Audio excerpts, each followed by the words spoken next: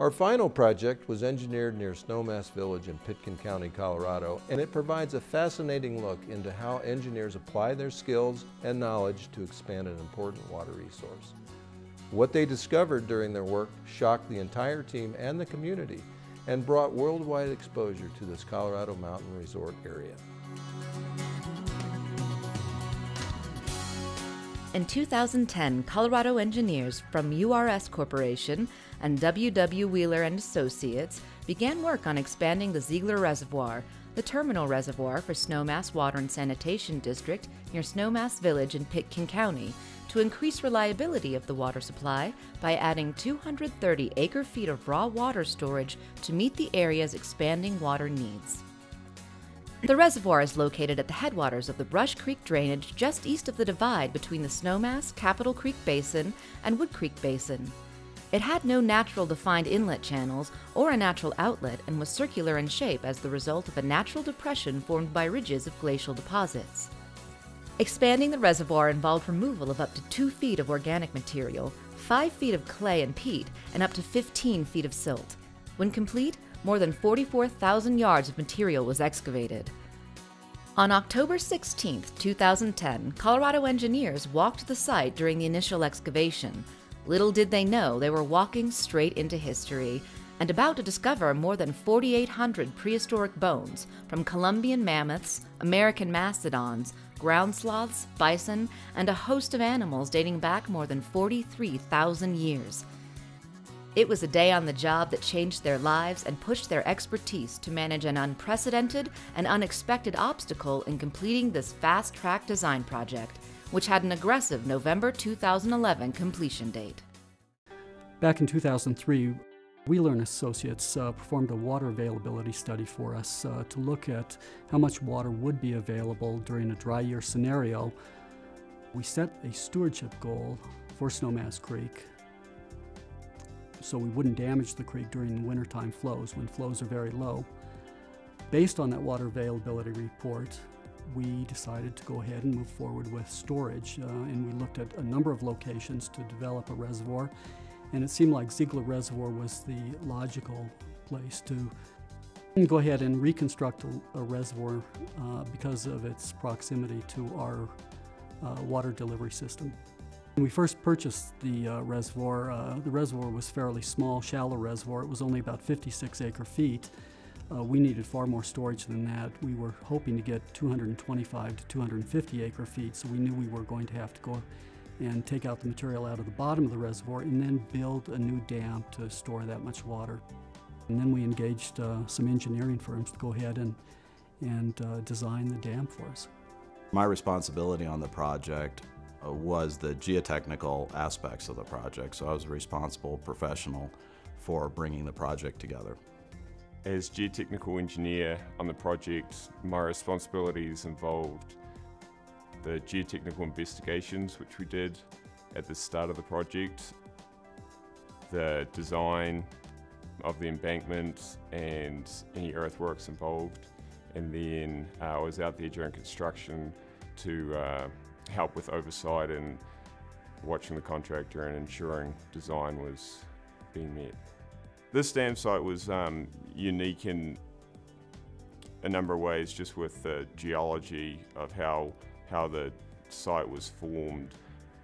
Basically a large glacier moved down Snowmass Creek and came along to the reservoir, the Ziegler Reservoir dam site, and created, it carved out the bottom of basically the bottom of the reservoir that we have. And that's where the glacial terminated and finished during the glacial period. Wheeler performed the hydrologic design of the facility. We did the hydraulic analysis, designed spillways, outlet works, miscellaneous civil features of the project. With any new reservoir construction, you have to do a flood study to make sure the facility is designed to withstand certain rainstorm events. We also had to design a spillway from the reservoir that would ensure that the dam didn't overtop during these flood events. And also, of course, you need an outlet works from the reservoir to be able to release water into the stream system downstream. The investigation is very important, and you basically take the information you gather there to move forward. During the investigations, we go through and drill a number of holes, 4-inch diameter, drill down into the foundation of the dam and collect samples to use during design. You do laboratory testing on them to characterize the engineering properties of the various soils. Late in the day on October 14th, I wasn't notified until the next morning, October 15th. Joe Enzer, our manager at the site, called me up early in the morning and said, "You really need to get up to the site immediately. We found something." He said, "Joe, I'm really busy. Can this wait?" And he goes, "It can't wait. We can't move forward with this project until you come up to the site." I said, "Well, what did you find?" And he said, "Well, we found a mammoth." And he said, "We're pretty sure it's a mammoth, but you need to come up and take a look at this." On October 15th, Kit Hamby calls and he says, "John, we have a problem." And I said, "What?" And he goes, "We found some bones." And I said, "Send me some pictures." And so he sends me about 8 photos of the bones that they had hit the night before. And I'm looking at these bones and I'm trying to figure out what they are. And I decide to email the bones to some of our archaeologists in our Denver office. And as soon as I send it to them, they come back and they said, "Mammoth." And I said, "What do I do?" And they said, "I don't know." And so I had a friend with the Colorado Geologic Survey, and so I called Peter and I said, "Peter," I said, "I think we hit some bones and we think they're mammoth." I said, "What do I do?" He goes, send me the photos." So I email them to Peter and he looks at them and he goes, "Wow, I think they're a mammoth." I said, "Well, what do I do?" He goes, "I don't know." He goes, "But I was at a party last week where I was talking to one of the representatives from the Denver Museum of Nature and Science, Ian Miller, and he said, I got his card here somewhere." And so he rummages around and he gives me Ian Miller's name and phone number. So I email the pictures to Ian and he comes back and he goes, "Mammoth." And he goes, "I'll have 3 paleontologists in Glenwood Springs tomorrow morning, 8 o'clock, and you can take them to the site and show them where all this is." Of course, when you first hear that, I think the first sense is one of just disbelief. And I had to question Joe 2 or 3 times over the phone before I actually was willing to go up to the site and take a look at this. I jumped in the vehicle, ran up to the site, and it was about 10 minutes away, and the first thing that you start to think about is what impact it's going to have on your project if this is the case, if it is truly a mammoth.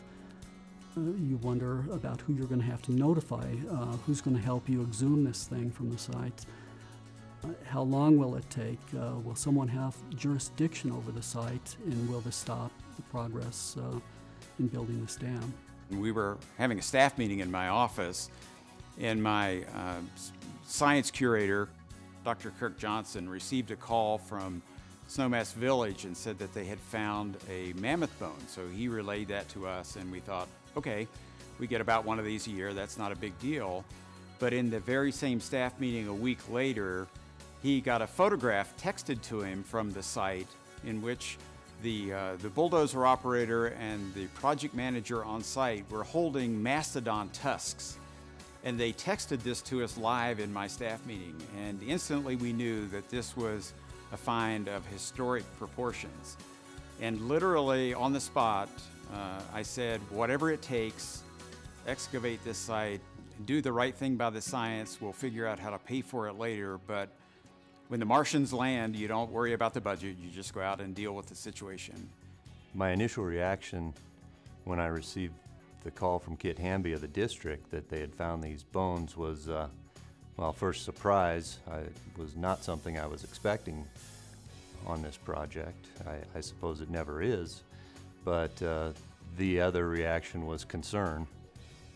Of course, from a project management standpoint, you're concerned about the success of the project. So after the call, I wasn't sure that we even had a project.